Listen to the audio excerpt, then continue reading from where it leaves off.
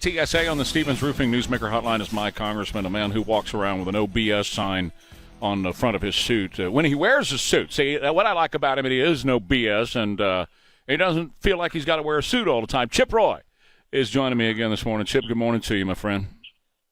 Trey, how you doing, brother? I'm doing very, very well. I'll get into the politics of the day, but, man, you just stole my heart again yesterday, this whole thing about the border.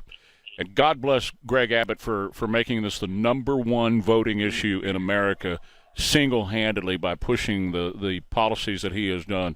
But my advice to him at this point is to take some more of these illegal aliens and maybe drop them off at some of these Supreme Court justices' places, let them see what this is all about.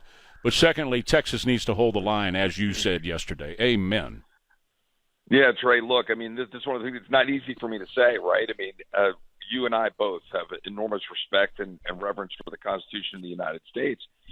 And you got the Supreme Court over here, right? And so you and I would say, for example, we support the Heller decision, right? We support, things that have said we need to protect our fundamental rights. Here we've got the Supreme Court getting it wrong.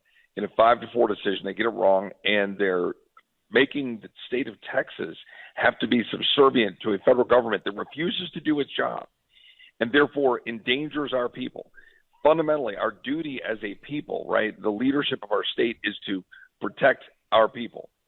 And now the federal government is refusing to do the job the Constitution says it's supposed to do.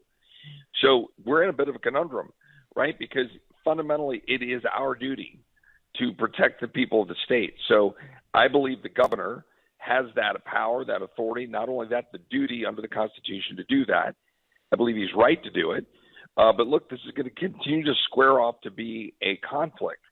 And we're going to have to force the federal government to bow down and stop doing this, or this conflict is going to continue.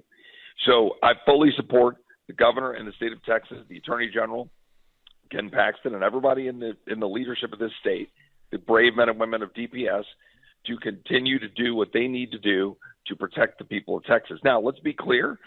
All we're doing with the razor wire and whatnot is shifting where people are going. True. But it's the principle of it that matters, and we've got to keep fighting. And look, I want to say one other thing clearly. In Washington, Republicans need to use the power of the purse to force Biden to the table. And if that means a 6-month government shutdown, right, if that means that something big is going to happen, so be it. We are at that kind of a place right now, and we got to fight. 100% right, and that's why the people that listen to the show love you, and that's exactly right, because you mean it. You're not just playing politics, you're not kissing Fanny to make things look good. You mean it. So, and we appreciate that support here in Texas, because this particular issue is doing more to destroy the American way of life and life here in Texas than any other issue that's come along in the last 10, 20 years. Well, and look, Trey, I'm about to drive down. I won't say exactly where for privacy and whatnot, but I'm going down to go meet with some ranchers, a big block of folks down in South Texas this afternoon. I got a meeting from 1 to 3 o'clock, hopefully about 100, 125 people, I hope, that are all the people that are being directly impacted by this, and to think about strategy and things we can do and get an update. I do this regularly, as you know, go to the border. I don't like to go do the show hearings and show things, sometimes those are important, but I like to go meet with the people and say, what's happening? So we're going to do that today. We'll take that back to Washington next week, try to update everybody on what's actually going on. But you are right? We have to stop this. Did you know that there are 50 million people in the United States now that are foreign born? 50 million. That is over 15%, probably 16-ish%. We're barreling towards 20% when you factor in the children of the foreign born. We are way passing where we've ever been in our history at a time when we're not educating people about the Constitution. We're not educating them about our way of life and promoting Western civilization. We're not teaching kids about God anymore in the schools. We don't pray. We are destroying Western civilization. It's purposeful by the Democrats. They want all of these people to come in. They want to flood the zones. They want them actually to get shipped to the jurisdictions because New York's bleeding population.